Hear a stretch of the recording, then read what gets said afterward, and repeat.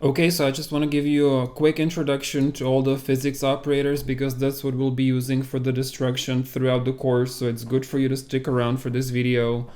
I think that technically they're called PhysX operators, but I just refuse to call them that, so I'll just continue calling them physics.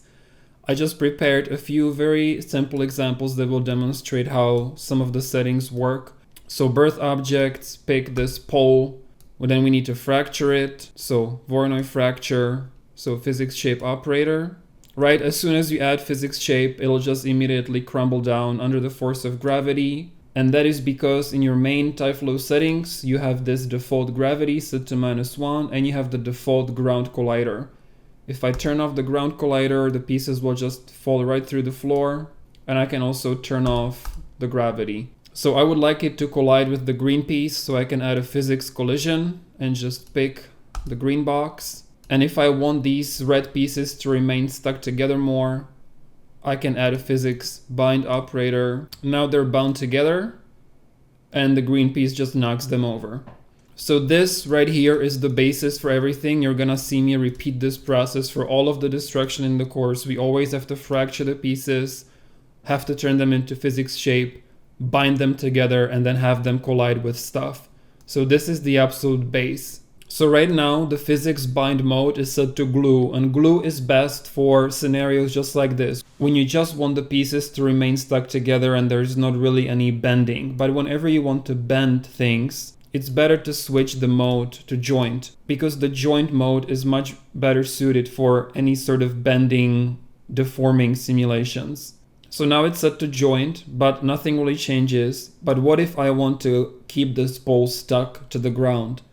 I can just scroll down to the proximity bind, and here I have ground. I can just check that, and this will automatically create binds between the floor and the pieces. So you can turn off the geometry and just say show bindings. And the bindings right now are too close together to really show. So you can also click on show connections. And now you see that there's a clear connection going through the pieces all the way to the ground.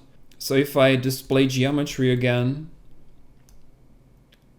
now what you can see is happening is the pieces are staying stuck together and they're also staying stuck to the floor. And there's a little bit of a swing to the whole simulation, right? So the piece will continue swinging less and less until eventually it will reach the exact position that it started in. And we can control how much the pole will swing and how quickly it will stop swinging with the swing settings over here. So right now the spring is set to 7,500. If I just set it to 1,000, at a value of 1,000 for the spring, the piece will just fall over because the spring is simply not strong enough to keep it standing up.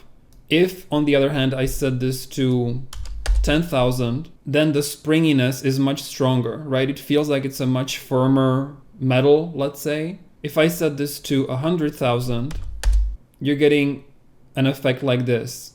The springiness is much stronger. So I'll just set it back to the default value of 7,500. And now, like I said, eventually the piece will reach equilibrium and return back to where it started. It'll just calm down and be straight again. Now, how quickly it stops swinging is controlled by the damping. So the word damping means the lowering of something, like the lowering of the swinging over time is how you can say it in your head. So if I increase the damping to, let's say, 2,000, what you see now is that the piece swings way less and it just returns to its original position almost immediately. If I set it to 1,000 damping force, it swings back and forth a little bit. If I set it to 500, it swings way more, but still returns back pretty fast. And if I just set it to 0, it will just keep on swinging forever. There still are some dampening forces inside of the physics shape that will eventually make it stop, but it's gonna take a very long time. It's just gonna keep on swinging. So I'll set it back to the default value of 250, which gives us this result. Now let's look at the twist settings, which are also fun. So I'll set the spring for the twist to just let's say 2000. And now what you'll see is, well, it just falls over. So let me try 4000 instead. The piece remains attached to the ground, but it's twisting around as it's swinging.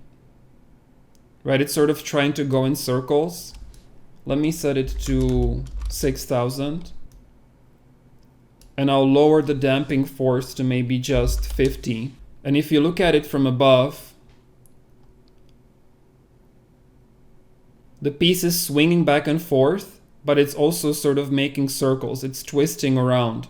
So if I set this spring to, let's say 20,000, now it's just going back and forth, right? It has no left and right motion. It's just going back and forth. And if I set it back to, let's say 5,000, now the piece is spinning around and swinging around like crazy. And I can also increase the damping force for the twist to decrease the amount of the twisting over time.